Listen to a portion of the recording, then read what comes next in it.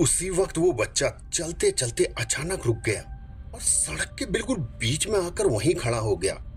वो अपनी फटी हुई गोल गोल आंखों से मेरी तरफ देखे ही जा रहा था।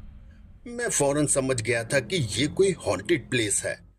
नमस्कार दोस्तों, स्वागत है एक और भूतिया एपिसोड में। मैं आपका दोस्त लेकर आया हूँ एक और खौफनाक भूतिया किस्सा। इससे पहले कि हम कहानी की ओर बढ़े, आप हमारे चैनल को सब्सक्राइब जरूर करें और वीडियो को लाइक करें। कहानी है एक टैक्सी ड्राइवर की जो साथ में एक स्टूडेंट भी है। उसके जीवन में इस दौरान ऐसी घटना घट जाती है जिसे वो अपनी जिंदगी में कभी भुला नहीं सका। तो चलिए जानते हैं पूरी कहानी उस स्टूडेंट की ही ज़बानी। उन दिनों मैं कॉलेज में पढ़ता था।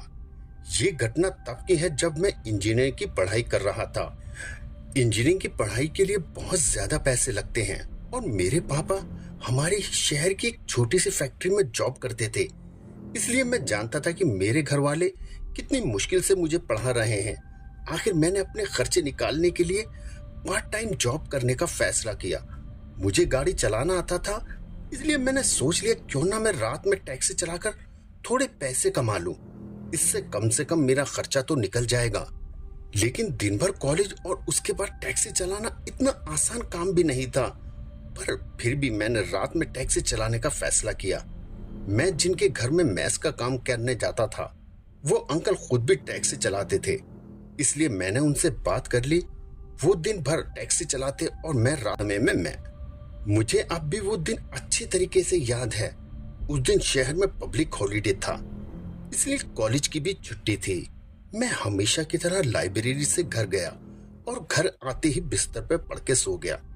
अंकल रात में 9 या 10 बजे के करीब मेरे घर आते थे, इसलिए मैं भी उसी वक्त उनके घर खाना खाने चला जाता था ताकि खाना खाने के बाद फौरन मैं टैक्सी लेके निकल जाऊं। उस दिन भी मैं रात को 9 बजे अंकल के घर पर गया और फिर खाना खाकर तकरीबन 10 साढ़े 10 बजे के करीब मैं टैक्सी लेकर निकल जाता हूँ। उस दिन सड़क पर हॉलीडे होने की वजह से ज्यादा लोग नहीं थे, इसलिए सवारी भी थोड़ी कम ही मिल रही थी और रास्ते इतने सुनसान थे कि थोड़ी थोड़ी देर के बाद एक आधा आदमी ही सड़क पे दिखाई दे रहा था।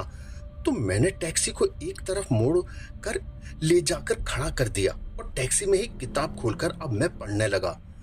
आसपास सब जगह सन्नाटा था और किताब पढ़ते पढ़ते पता नहीं मुझे कब नींद आने लगी और मेरी आंखें बंद होने लगी थी कि तभी किसी ने आकर मेरी टैक्सी के शीशे पे दस्तक दी। मैंने देखा कि वहां एक बूढ़ा आदमी था। बेटा, जरा मेरे गांव तक मुझे छोड़ दोगे? वो जिस गांव के बारे में बात कर रहा था वो मैं जानता था, जो यहाँ से कम 15 से 18 किलोमीटर के करीब दूर रहा होगा। और गांव के अंदर जाने वाले रास्ते भी अक्सर बहुत खराब होते हैं और सुनसान। जाने को तो मैं चला जाता, पर वहां से जाना और फिर वापस आना, तो ऐसे रास्ते में मैं ज्यादातर रास्तों को अवॉइड ही कर देता था। ऊपर से ऐसे इलाके से रिटर्न पैसेंजर का मिलना भी तो काफी मुश्किल होता है। कई दिनों से टैक्सी चलाने की वजह से मैं इतना तो जान चुका था कि रात में 11 बजे के बाद कोई भी टैक्सी ड्राइवर उस तरफ कभी नहीं जाता। इसलिए मैंने भी उन्हें ना ही कह दिया। मैंने कहा कि मैं नहीं जाऊंगा, मैं इतनी दूर नहीं जाना चाहता। तो उन्होंने कहा, बेटा तुम जो चाहो मैं तुम्हें उसके दुगने और तिगने पैसे दूंगा, लेकिन मुझे मेरे घर तक छोड़ दो। मेरी दवाइयाँ घर पर है और इस वक्त मेरी तबीयत बहुत ज्यादा खराब हो रही है। तो मैंने सोचा चलो अच्छा है, आज ज्यादा काम भी नहीं करना पड़ेगा, एक ही सवारी में पूरा हिसाब हो जाएगा और फिर रात भर टैक्सी चलाने की भी तो जरूरत नहीं पड़ेगी। ऐसा मौका शायद कभी कभार ही मिलता है जब कोई पैसेंजर खुद ही ज्यादा पैसे देने को तैयार हो जाता है। वो बाबा दिखने में काफी पैसे वाले लग रहे थे। एक ही सवारी में रात के पूरे पैसे वसूल होने वाले थे। नींद भी हो जाती और पढ़ाई भी। ये सोचकर मैंने उन्हें टैक्सी में बैठने को कह दिया और फिर मैंने टैक्सी को गांव के रास्ते पे मोड़ लिया। वो अनजान सुनसान रास्ता था। मुझे थोड़ा तो डर लग रहा था, लेकिन पैसे भी तो आखिर अच्छे खासे मिलने वाले थे। मैं उन सुनसान रास्तों पर अब काफी आगे आ चुका था। टैक्सी उस कच्चे रास्ते पे भागी जा रही थी। मैंने मिरर में पीछे देखा, बाबा की शायद आंख लग जाती थी। रास्ता एकदम सुनसान था। मैं अंधेरे में आसपास देखते हुए आराम से टैक्सी चला रहा था, क्योंकि मुझे भी बहुत ज्यादा डर लग रहा था। उस जगह काफी अंधेरा भी था और रात के 12 बजने में कुछ ही वक्त बाकी था। आप भले ही भूत चुड़ैल से ना डरते हो, लेकिन कोई जगह कोई वक्त अपने आप में ही आपके दिल में डर पैदा कर देती है। मेरे दिमाग में ये सब बातें चली रही थी कि अचानक कोई चीज जोर से मेरी गाड़ी से आके टकरा जाती है। एक जोरदार आवाज आई और साथ ही एक जोर की चीख उस सन्नाटे में गूंज जाती है। मैंने फौरन जोर से ब्रेक लगा दिया और उस चीज को सुनकर मेरा तो पूरा जिस्म ही ठंडा पड़ गया था। गाड़ी को रोककर मैं अंधेरे में इधर उधर देखने की कोशिश करने लगा। तभी पीछे से बाबा ने मेरे कांधे पे हाथ रख दिया, तो मैंने चौंक के पीछे मुड़कर देखा तो बाबा ने कहा, क्या हुआ, गाड़ी क्यों रोक दी? मैंने उन्हें कहा, पता नहीं, ऐसा लगा जैसे कि गाड़ी किसी चीज से टकराई हो। कोई बच्चा था, शायद मैं उसे ठीक तरह से देख नहीं पाया, तब तक गाड़ी से टकरा गई। तभी बाबा ने मेरे कंधे को झकझोर के वो कहा, गाड़ी भगाओ बेटा, रुको मत, यहाँ पर बस चलते रहो। बहुत डरे हुए लग रहे थे और उन्हें बहुत ज्यादा पसीने भी आ रहे थे।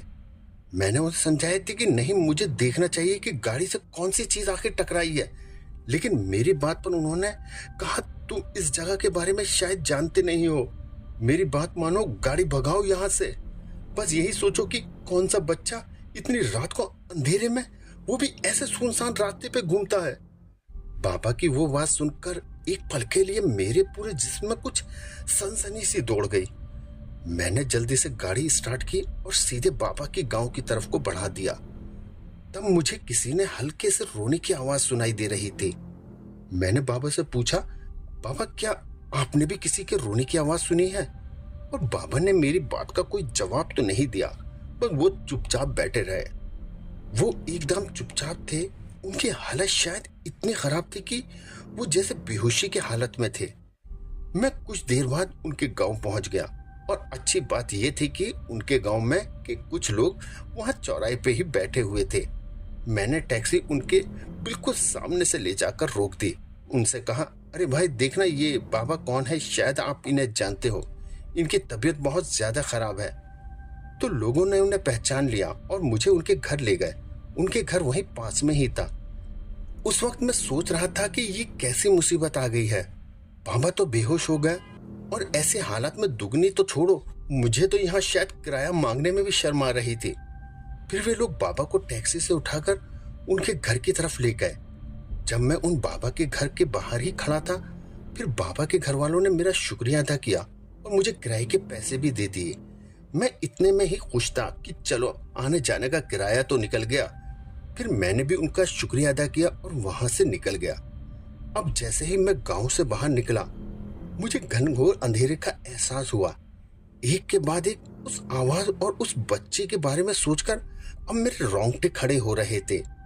मैंने सोच लिया था कि कुछ भी हो जाए, टैक्सी को अब रोकना नहीं है, सीधे चलाते रहना है। मैं उस गांव से बहुत दूर आ गया था और फिर आसपास का माहौल गहरे सन्नाटे में और गहरे अंधेरे में डूबता जा रहा था। मैं टैक्सी को पहले से ज्यादा स्पीड में चला रहा था।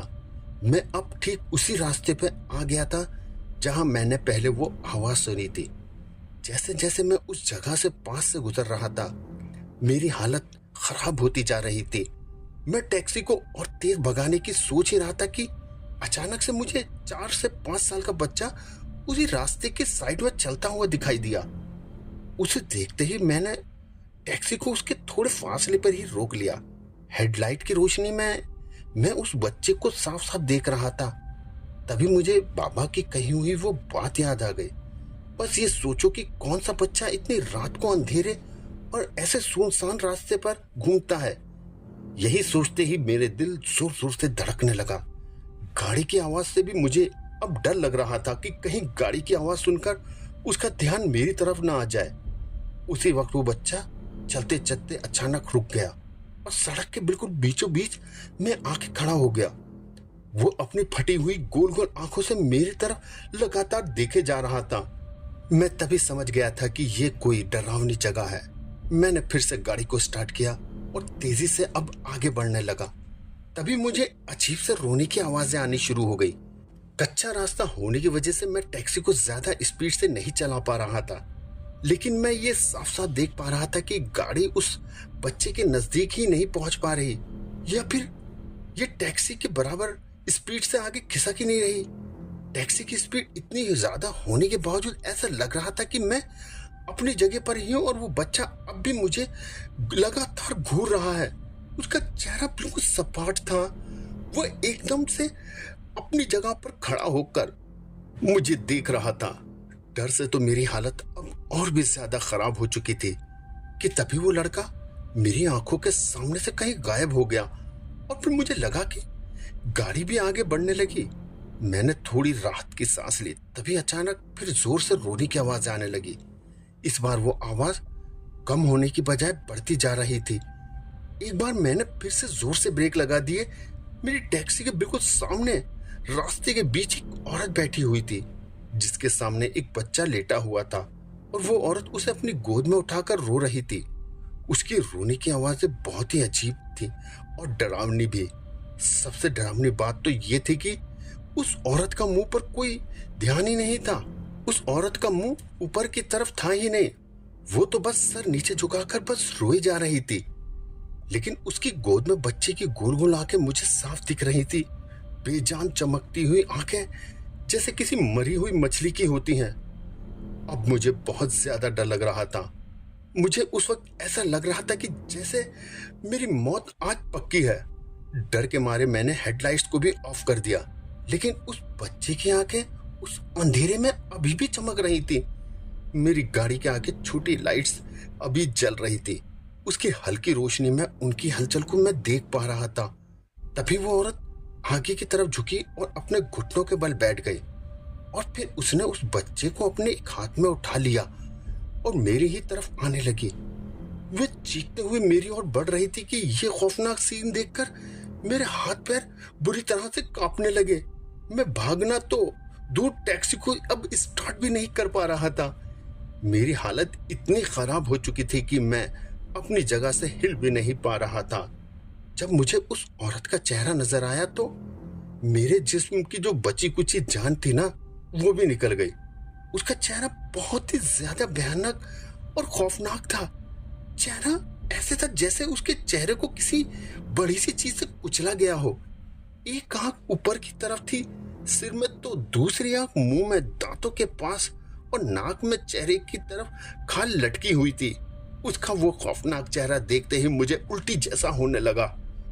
उसकी चीख और उसके रोने की आवाजें मेरे कानों में गूंज रही थी। डर के मारे मैंने अपने भगवान का नाम लेना शुरू कर दिया। मैं वही मंत्र लगातार दोहराया जा रहा था जो मुझे पता था और जो मुझे बचपन में मेरी दादी जिंदा रहते हुए मुझे सिखाया करती थी। और फिर आहिस्ता आहिस्ता जैसे सब कुछ थमना शुरू हो गया। धीरे धीरे वो आवाजें भी अब कम होना शुरू हो गई थी। मैंने मौके का फायदा लेते हुए गाड़ी को रिवर्स में डाला और पीछे की तरफ भागने लगा। मुझे इस रफ्तार और रास्ते का कुछ भी पता नहीं था। मैं बस गाड़ी को पीछे भगाए जा रहा था। तभी मेरी गाड़ी सड़क से उतरकर एक पेड़ से जाकर टकरा जाती है।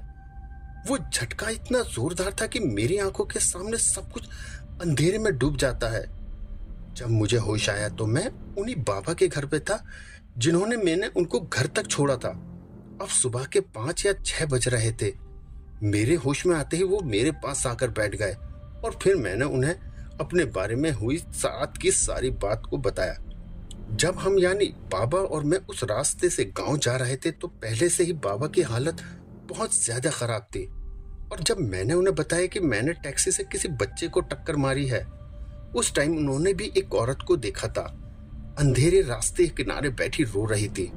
वो मुझे आगे कुछ बता पाते उससे पहले ही वो बेहोश हो गए थे। गांव में भी इस हादसे के बारे में किसी को कुछ नहीं पता चला।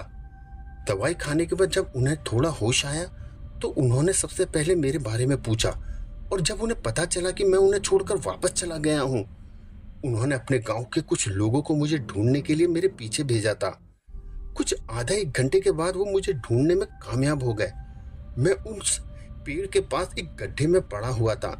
मेरी टैक्सी इतनी जोर से टकराई थी कि उसके शीशे टूट गए और फिर वे सभी लोग मुझे वहां से उठाकर बाबा के घर ले आए। बाबा ने बताया कि वो औरत वहीं आसपास के किसी गांव की थी जो अपनी बेटी के साथ कहीं जा रही थी। उसी रास्ते पर एक एक्सीडेंट में उन दोनों की उसी जगह पे मौत हो जाती है। तभी से उन दोनों की रूह उस जगह पर अक्सर देखी जाती है। शायद वो आज भी उसी गाड़ी के इंतजार में है, इसलिए वो गांव के लोगों को रात बेरात कभी भी दिखाई दे जाती है। पता नहीं उस आत्मा को कब मुक्ति मिलेगी। दोस्तों, कहानी हमारी यहीं खत्म होती है। अगर आपको यहाँ तक कहानी को सुन लिया है तो मैं आपका दिल से धन्यवाद करता हूँ और उम्मीद करता हूँ कि शायद कहानी आपको थोड़ी सी भी ज़रूर पसंद आई होगी। तो आप इस कहानी को दूसरों के साथ शेयर करेंगे और चैनल को सब्सक्राइब करेंगे।